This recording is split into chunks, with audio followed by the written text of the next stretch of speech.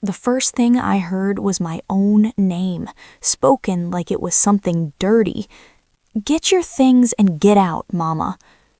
I stood there with my little suitcase, one that still had the airline tag from a trip I never got to take, while my son kept his hand on the doorknob like he was afraid I might contaminate the house by stepping any closer. My daughter-in-law, Renee, didn't even look up from her phone. She sat on the couch, legs crossed, nails shining like wet cherries, scrolling like I wasn't standing in front of her with my heart breaking open. I remember the smell in that hallway, lemon cleaner and cold air, the kind of clean that doesn't mean loved, just controlled. I opened my mouth and no sound came out at first. My throat felt locked, like grief had hands. Before I begin, if you care about stories like mine, please like this video and subscribe. It means more to me than you know, because some days these words are the only place I feel seen. My son, Calvin, wasn't always like this. I raised that boy with warm cornbread and school shoes that were one size too big so he could grow into them. I stitched holes in his pants after midnight. I waited at windows when he was late. I prayed over him when I had no money left and no pride to spare. And now he was looking at me like I was an unpaid bill. "Renee said it's not working," he muttered. Not working, like I was a broken appliance. I glanced down at my hands. They were trembling so badly my purse strap slid off my wrist and slapped against my coat. I bent to pick it up, slow, because at my age you learn the cost of moving too fast, and that's when Renee finally spoke. "You should have planned better," she said, still not looking at me. "A grown woman shouldn't be depending on her kids." Depending, that word cut deeper than the January wind outside. I wasn't depending, I was surviving. 2 weeks earlier, the landlord had taped a notice on my apartment door, "Rent raised a Ben," and my Social Security check? It didn't stretch like it used to, not with my medications, not with heating, not with food that costs more every time you blink. Calvin had insisted, "Come stay with us, Mama, just for a little while." He said it so sweet on the phone I cried. But standing there now, I realized the invitation had come with strings, tight ones. Calvin opened the door wide. The night air rushed in, biting, sharp, and wet with drizzle. And then he said it, the sentence that still echoes behind my ribs. "You can't stay here anymore. Renee found the papers." I stared at him. "The papers?" I whispered. His eyes flicked away. And that's when I knew something had been happening behind my back, something big, something planned. And as I stepped out into that cold night with nowhere to go, the porch lights snapping off behind me, I had no idea the truth was already sitting inside that house, wearing my name like a coat. But that was only the beginning. I didn't go far at first. I couldn't. My knees were shaking, and pride is heavy when you're carrying it alone. I stood under the street lamp near their driveway, rain tapping softly on my coat like gentle fingers trying to comfort me. My suitcase sat beside my ankle, the wheels crooked like they'd given up too. Across the yard, I could still see the warm glow of their kitchen window. I could see Renee's silhouette moving around like nothing had happened, like she hadn't just pushed an old woman out of her own child's home. I swallowed hard, tasting metal in my mouth. Maybe Calvin will come out, I told myself. Maybe he'll apologize. But the front door stayed closed. And the silence? Oh, that silence was loud enough to bruise. My phone screen lit up with 3% battery. I scrolled through my contacts with a thumb that wouldn't stop trembling. I had neighbors back at my old apartment.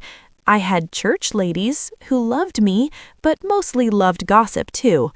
I had my sister in Tennessee, but she was sick and I couldn't put my weight on her bones. Then I saw the name I hadn't called in years. Iris, my daughter, the one who stopped coming around after she married that man who always smelled like cigar smoke and impatience. I pressed her number anyway. It rang twice. Then voicemail. I called again. This time she answered, breathing hard like I'd interrupted something important. "What?" she snapped.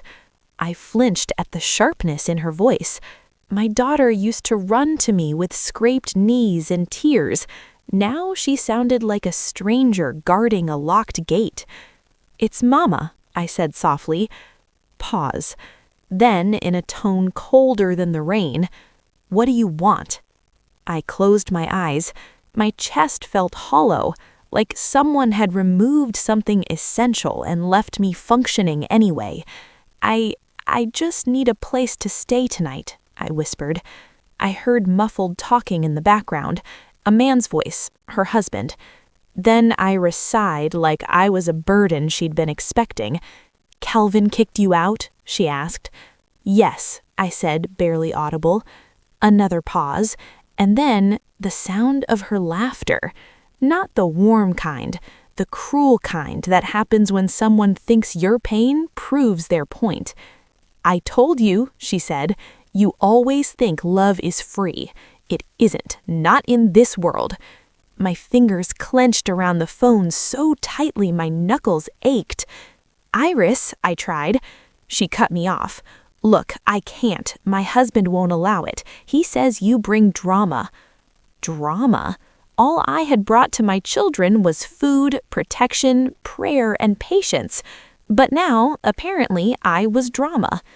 "I'll send you an address," she added quickly, like she wanted to end this. "There's a women's transitional place near downtown. They take seniors sometimes." A shelter. My own daughter was offering me a shelter like it was a coupon. The streetlight hummed above me. My suitcase sat like a question mark, and I felt something inside me shift. Not anger yet, just a deep, exhausted realization. My children weren't afraid I'd need them. They were afraid I'd uncover what they'd already taken. Because Calvin's last words, "Renee found the papers," kept ringing in my ears like a bell.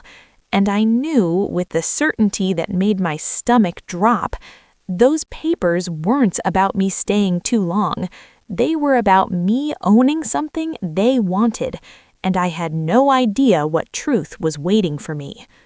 The building Iris sent me to was clean, but it didn't feel kind. It smelled like bleach and old carpet, like someone had tried to scrub suffering out of the walls but couldn't. A young woman at the desk glanced at me and softened her face the way people do when they see an older person who's clearly been humbled.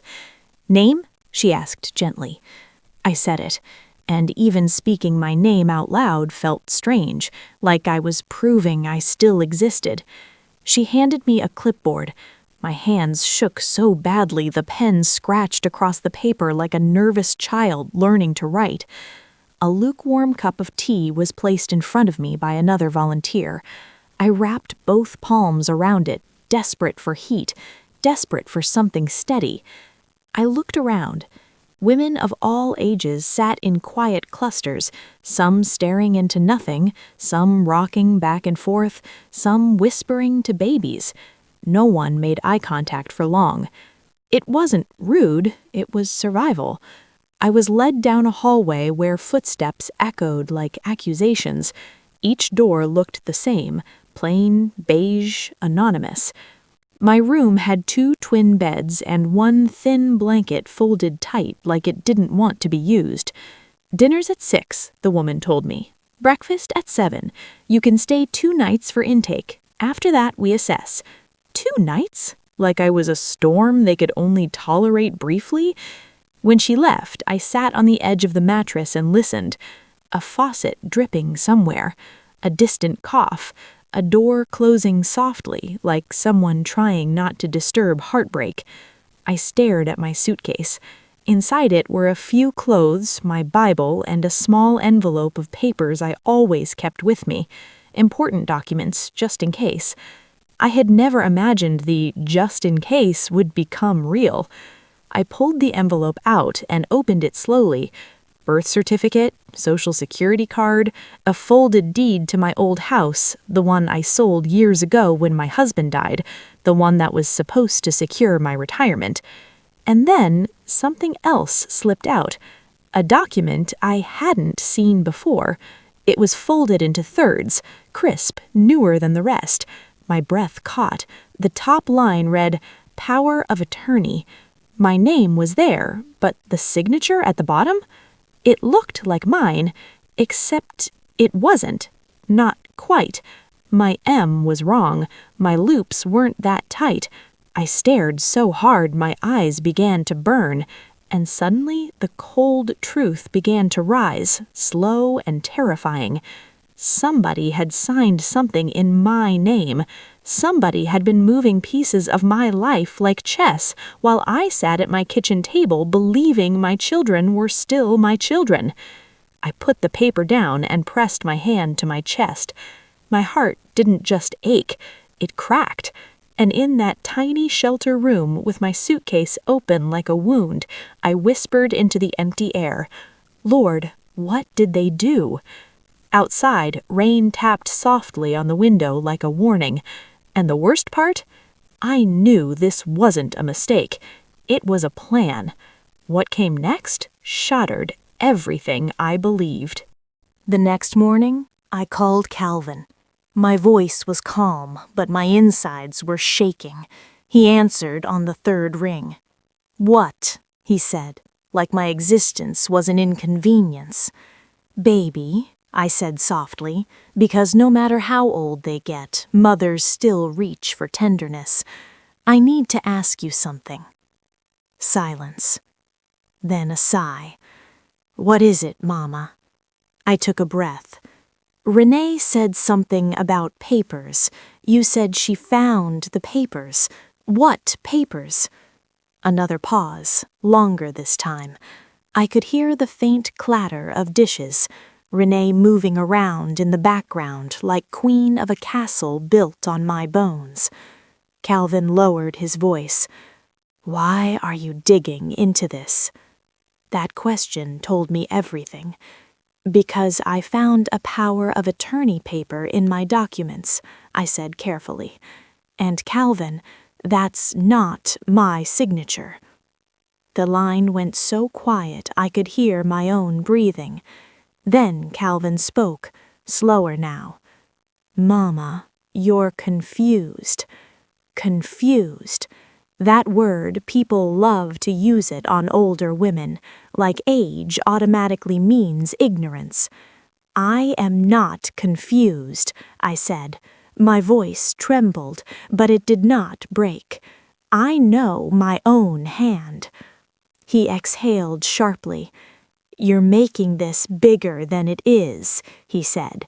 "Renee helped with some paperwork when your eyesight was getting bad. You probably forgot." Forgot. I stared at the wall of the shelter room.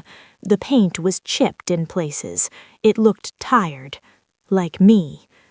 "My eyesight has never been so bad I can't recognize my own name," I whispered.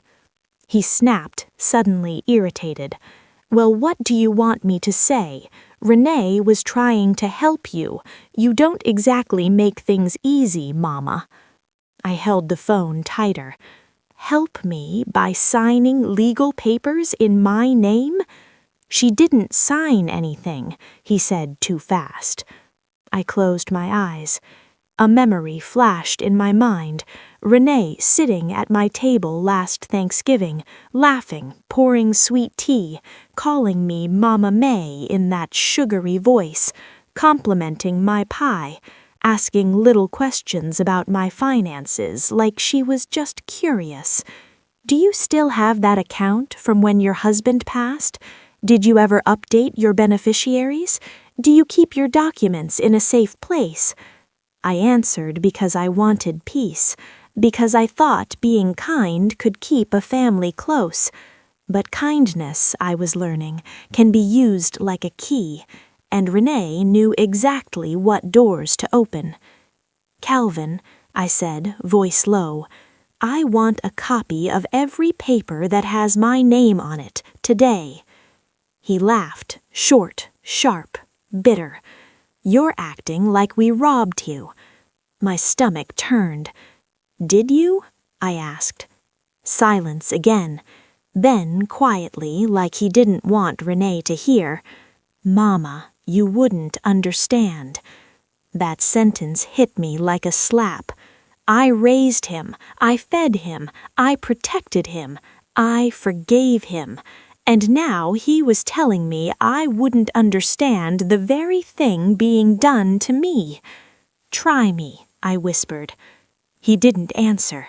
Instead, I heard Renee's voice loud and clear in the background. Tell her she needs to stop this. It's embarrassing. Embarrassing. My pain was embarrassing? Calvin's voice returned flat. We'll talk later.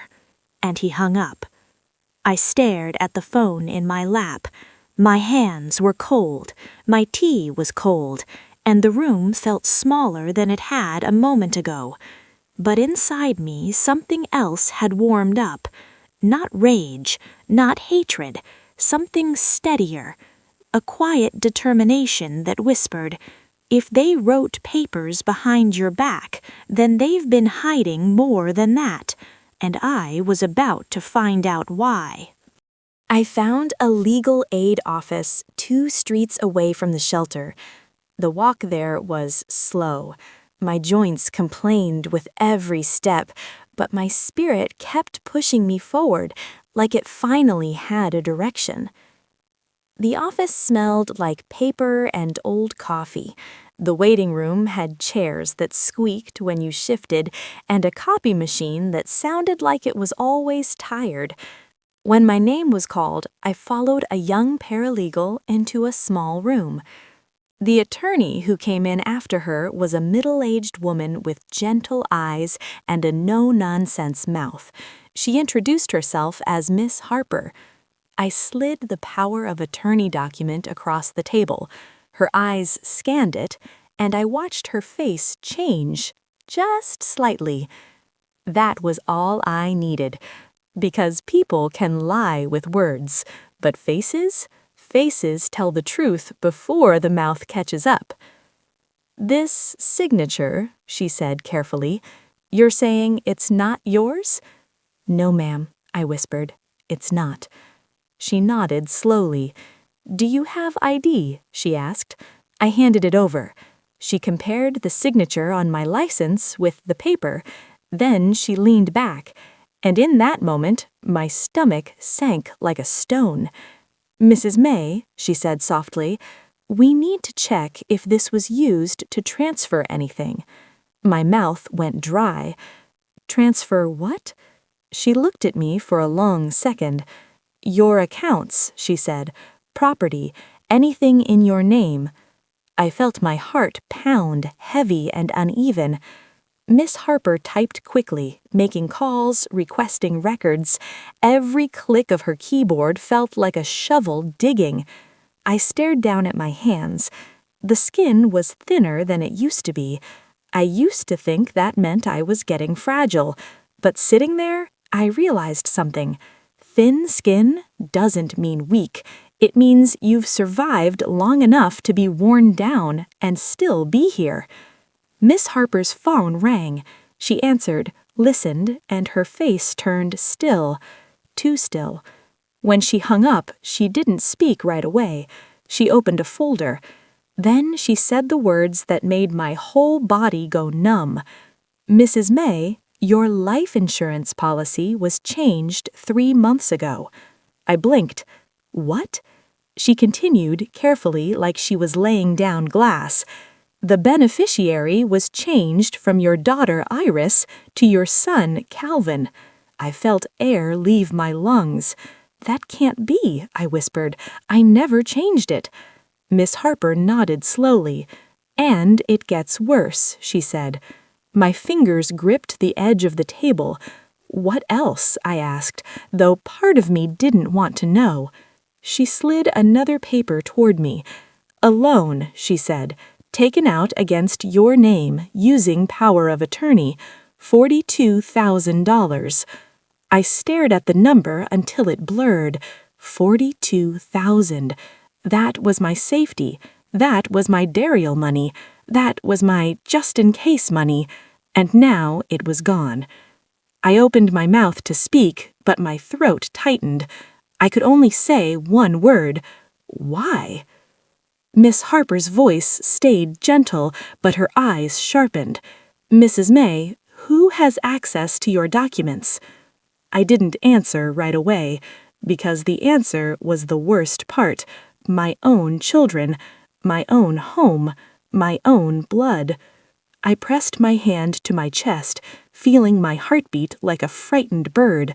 And suddenly, the opening scene, the cold porch, the suitcase, the door shutting, made sense. They weren't pushing me out because I was a burden. They were pushing me out because I was evidence. And if I stayed, I might discover everything. Miss Harper leaned forward.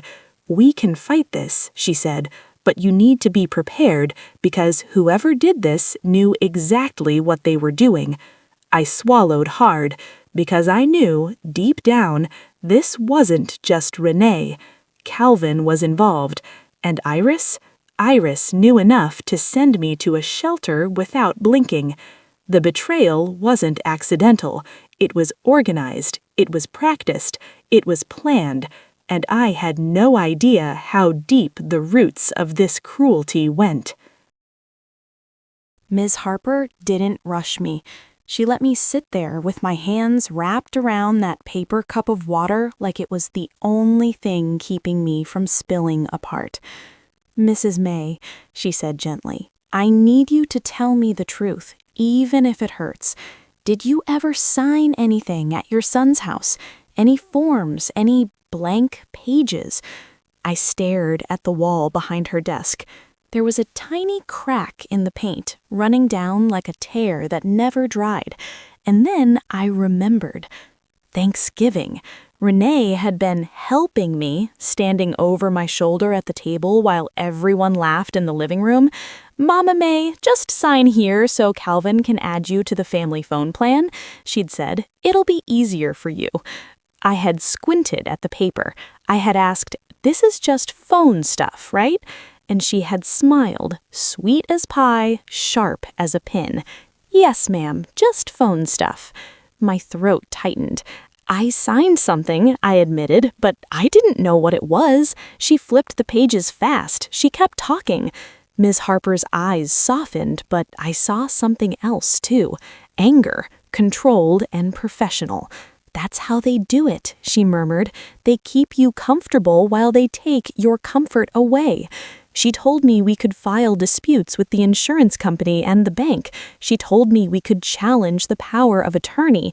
But then she said the sentence that made my stomach drop again. "We'll need to investigate the notary." I blinked. "Notary?" She tapped the paper. "This was notarized," she said, "which means somebody swore you signed willingly." My chest felt hot, because if a notary was involved, this wasn't just family betrayal. This was paperwork betrayal, system betrayal, the kind that makes you feel like the world has a thumb on your throat and a smile on its face. When I left that office, the sky was low and gray, and the wind smelled like wet asphalt. I walked back toward the shelter slowly, listening to my own footsteps, each one sounding like a question. How did I raise children who could do this? Where did I go wrong? Or did I do everything right and they still chose wrong? That night, I sat on my thin mattress with my Bible open on my lap, but I couldn't read. My eyes kept drifting to one thought.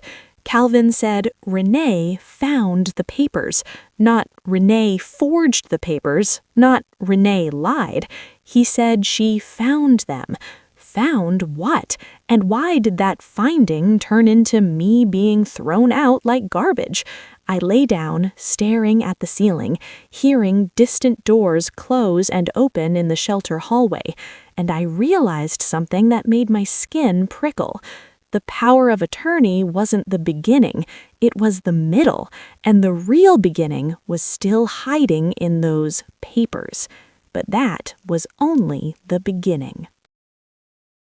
The next morning, I went to my storage unit. I hadn't wanted to. It felt like going to a cemetery of my old life, but Miss Harper had asked me a simple question. Do you have any original documents, anything your children haven't touched?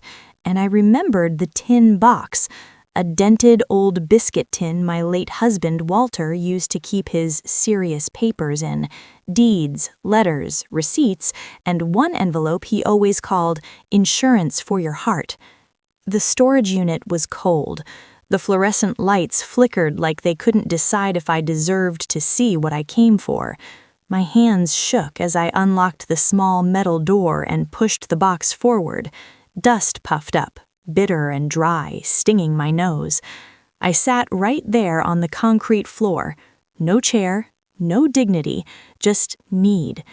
When I opened that tin, I smelled time, old paper, faded ink, the ghost of my husband's cologne trapped in cardboard. And there it was, an envelope labeled in Walter's handwriting, May, open if they ever turn on you. My throat closed. I held it for a long time before I tore it open, like I was afraid the paper might scream. Inside was a letter, and as I read it, my whole body went cold. Walter wrote that he had used his settlement money from a workplace accident, to help Calvin and Renee buy their house, but the money came with one condition. The deed was never to be fully transferred. My name, May, was to remain on it.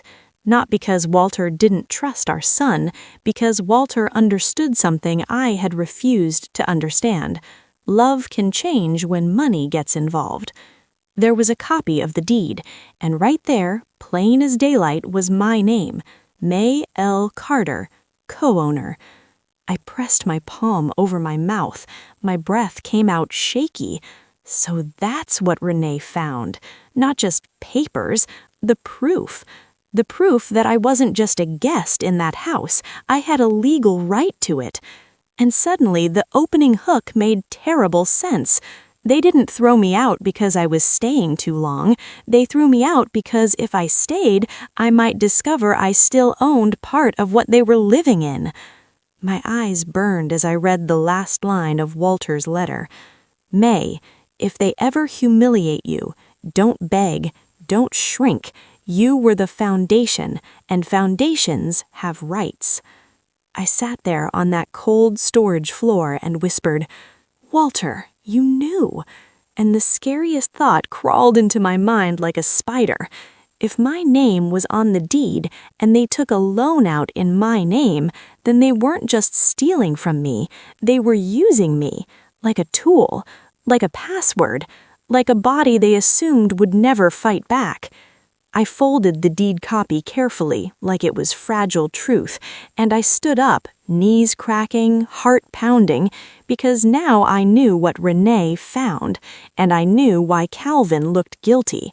But what I still didn't know was how deep Iris was in this, and I had no idea what else Walter had hidden for my protection. What came next shattered everything I believed.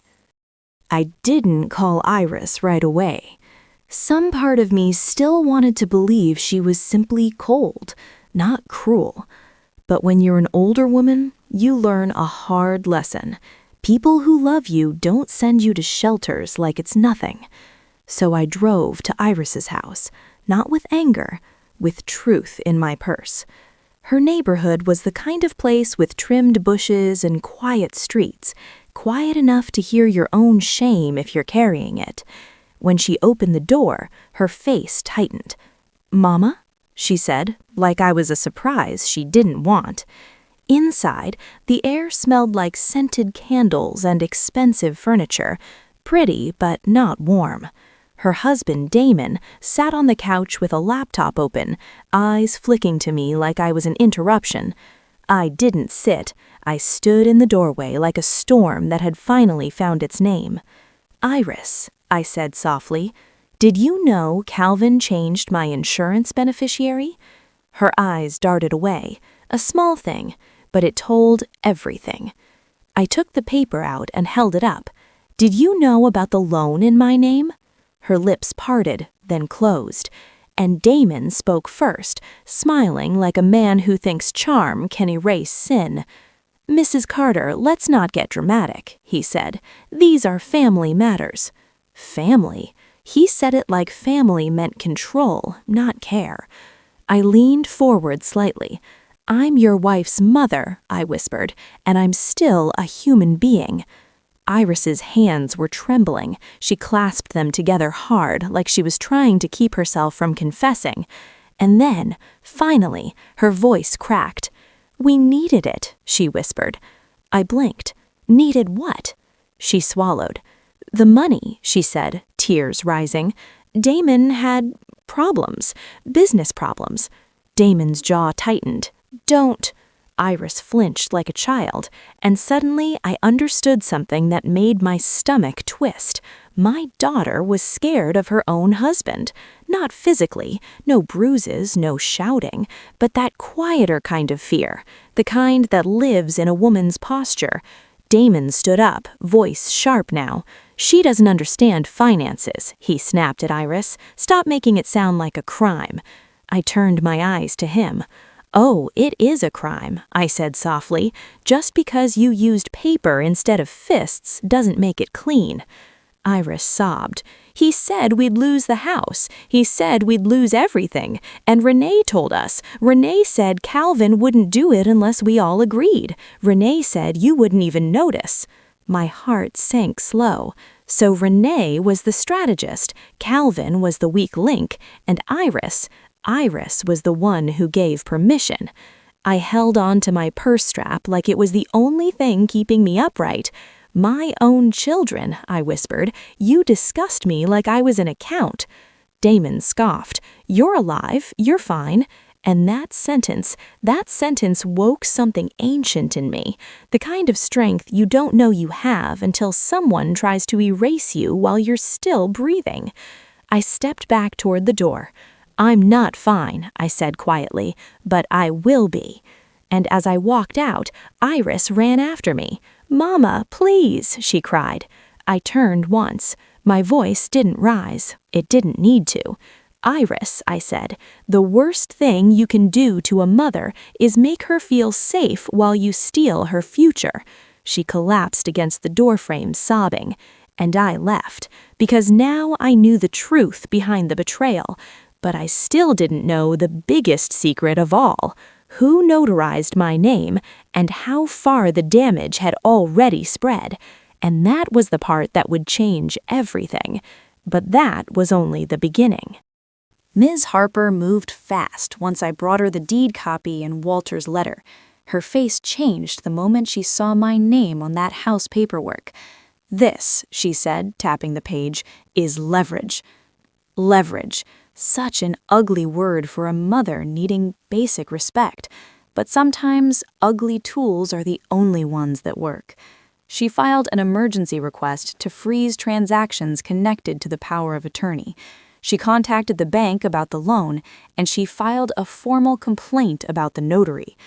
2 days later, she called me. "Mrs. May," she said, voice calm but firm, "the notary is listed as an employee at a shipping office." My stomach tightened. "Whose?" I asked. She paused, then said it. "It's Calvin's office." I closed my eyes. Of course it was. The betrayal wasn't random. It was close enough to touch. "Do you want to know the worst part?" Ms. Harper asked gently. I swallowed. "Tell me."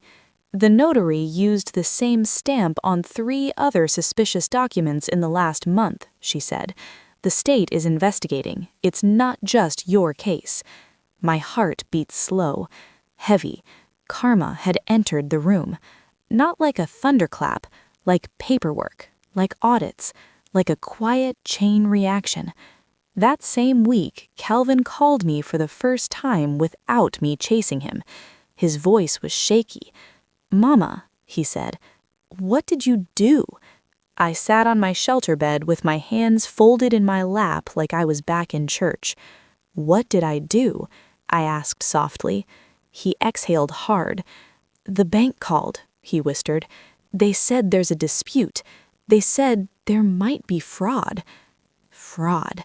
Hearing that word out loud felt like ice water poured down my spine. "You signed my name away," I said quietly. "You let Renee use me. You let Damon pressure Iris, and you thought I would just disappear." He sounded like he was crying now. "I didn't mean for it to go this far," he choked. "Renee said you'd be okay. She said you'd never fight." I stared at the shelter wall. That little crack in the paint looked bigger now, like truth expands once it's exposed. "Calvin," I whispered, "I didn't fight because I didn't want to believe you'd do something like this." He sobbed. "I'm sorry, Mama." I wanted to comfort him. My instincts reached for it like muscle memory. But then I remembered the cold porch, the suitcase, the door shutting, and the way he called me embarrassing. "I'm not your punishment. I'm your mother, and you chose to treat me like a resource." He sniffed. "What's going to happen?" he asked. I looked down at my hands. They were still shaking sometimes, but not from fear now, from clarity. "It depends," I said quietly, "on whether you tell the full truth or keep letting Renee write your soul." There was silence, and then Calvin whispered something that made my heart stop. "Mama, Renee's leaving, and she took the files." My mouth went dry. "What files?" I whispered. And he said, "The real papers." And I knew the storm wasn't done with us yet. I had no idea what truth was waiting for me. I didn't go back to Calvin's house to beg. I went back like a woman reclaiming the dignity she paid for with decades of sacrifice. Miss Harper came with me, not as a threat, as a witness. The sky that afternoon was bright, almost rude in its cheerfulness. Birds chirped like betrayal didn't exist. The world kept spinning like it always does, whether your heart is whole or shattered. When we pulled into the driveway, Calvin was already outside. He looked smaller than I remembered, not physically, spiritually. His shoulders slumped like a boy who finally realized the house he built was built on stolen ground. "I didn't know how to stop it," he whispered when I stepped out. I didn't answer right away. I just stared at the front door, the same door that had shut on me, the same porch where rain had kissed my coat while my son hid inside. Calvin opened the door slowly. The hinges creaked, and that sound felt like the house itself confessing. Inside, everything looked the same, but it didn't feel the same. The air was heavy, like secrets had been living in the walls. Miss Harper laid out copies of the deed and Walter's letter on the dining table. Calvin's eyes widened as he read. "I didn't know your name was still on the deed," he whispered. I watched his face, and for one moment I believed him. Renee had been the mouth. Damon had been the pressure. Calvin had been weak, but weakness still harms. "You threw me out of a house I still legally own," I said softly. His face crumpled. "I know," he whispered. "I know." I walked through the living room slowly, fingertips brushing the back of the couch like I was touching a memory. "You know," I said, voice low, "I used to sit right here and rock you when you had fevers. I'd put a cool cloth on your forehead and pray you'd sleep." Calvin sobbed quietly. "And now," I continued, "you couldn't even give me a blanket and a corner." Miss Harper cleared her throat. "Mrs. Carter," she said to Calvin, We're requesting immediate legal reversal of the power of attorney, a repayment plan for the loan, and a formal statement regarding the notary situation." Calvin nodded like he couldn't fight anymore. Then he whispered the thing that broke me in a different way. "Renee said you were just going to die soon anyway." I froze. My heart didn't just crack, it split, because that meant this wasn't about emergency help. This wasn't about confusion. This was about waiting for an elder to disappear so younger hands could grab what's left. I turned toward the hallway, and I saw it, a framed family photo, me in the middle, smiling. They had kept my face on their wall while erasing my life behind my back. I looked at Calvin. Tears sat in my eyes, but my voice stayed steady. "I'm not dying, but something in me did die the day you chose money over mercy." Calvin dropped his head, and as we stood there, Miss Harper's phone buzzed. She answered, listened, then her face tightened. "Mrs. May," she said softly, "they found Renee." My breath caught. "And she's not alone," Miss Harper added. "She's with Damon." And I knew the final truth was about to come into the light. What came next shattered everything I believed. They met us at a small mediation office downtown. Not court, yet. Just a room with plain chairs, neutral paint, and a clock that ticked too loud, like it was counting the seconds until a family fully broke. Renee walked in first. She didn't look sorry. She looked annoyed. Damon followed behind her, jaw set, eyes cold. Iris came last, and my daughter looked emptied out, like she'd cried herself hollow. Renee slapped a folder on the table.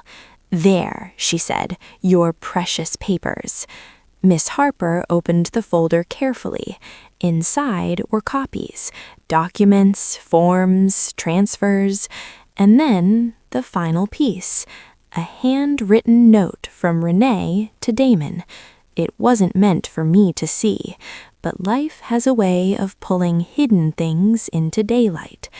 It read, "Once May is out, Calvin will do whatever we say.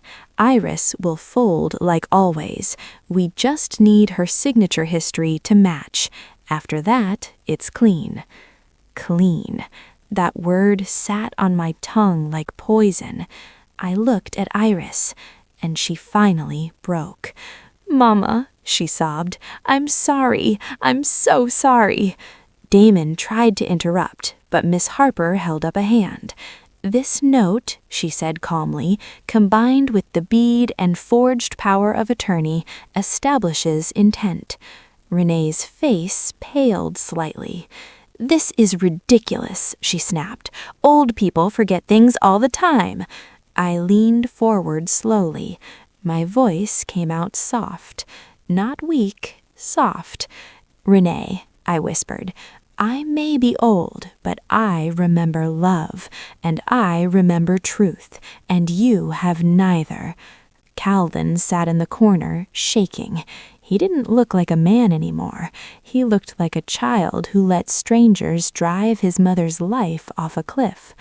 Miss Harper spoke clearly. "We're offering a settlement. Restore Mrs. May's beneficiary, reverse the loan through fraud dispute, remove May from any financial liability, and sign a legal order barring future financial access. Additionally, Mrs. May will decide what happens with her share of the house deed." Renee's mouth opened. She glanced at Calvin, realizing, too late, she didn't own him anymore. Because once a weak man wakes up, he becomes unpredictable. Calvin finally stood. His voice was shaking, but it was his. "I did this," he said. "I let her push me. I let Damon push Iris, but I did it." He turned to me. "Mama, I'm sorry."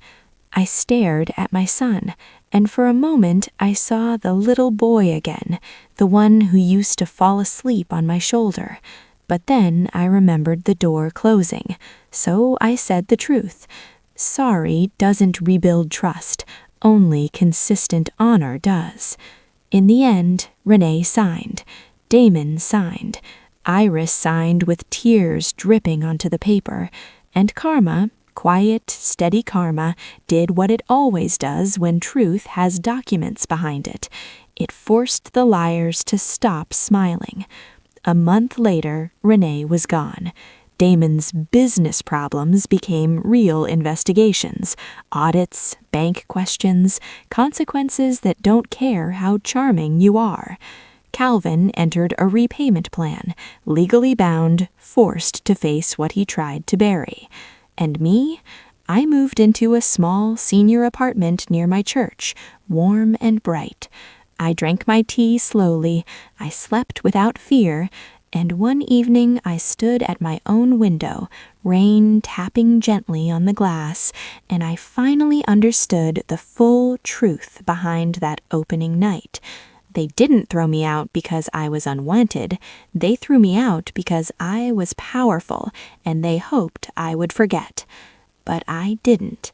And here's the moral I'll leave you with, from one worn heart to another. Never confuse your kindness with your weakness, and never let blood convince you that betrayal is love, because family should be a shelter, not a scheme. And if you're living through something like this, please hear me. You are not too old to stand up. You are not too much for wanting respect, and you are not alone. Because sometimes the door that closes on you is the same door you'll one day walk past free. And that peace is the real justice.